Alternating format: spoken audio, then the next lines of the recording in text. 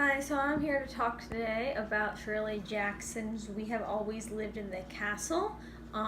This was a book that I hadn't heard about until a few weeks ago when I was looking for a new book, and I was on Instagram and I saw my friend post something about this book, and since I just finished The Haunting of Hill House, I figured it would be a good time to start a new Shirley Jackson book. This book is interesting.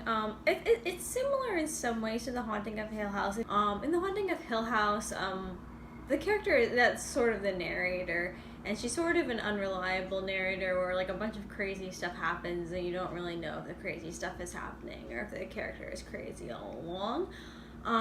And in that kind of setup, this book is similar. The narrator is this character named Mary Catherine. And so with this character, you can tell also that she is a little off, but you can tell it from the beginning. Whereas with this character, you kind of learn as time goes on. This book I found particularly interesting. I'm trying not to give any spoilers because I assume most people haven't read this book. This book is interesting because the main characters are not good people. Something terrible. They did something terrible. But the interesting thing is, they're not the people you hate the most in the book. They did something terrible, and the townspeople, like the village people, kind of blame them for it and punish them for it and ostracize them for it.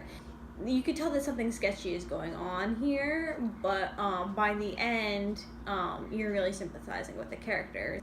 Yeah, so this was an interesting book and a good read. I'd be interested to read more of Shirley Jackson's novels. The only other work I've read besides these two is The Lottery, which is a short story that a lot of people read.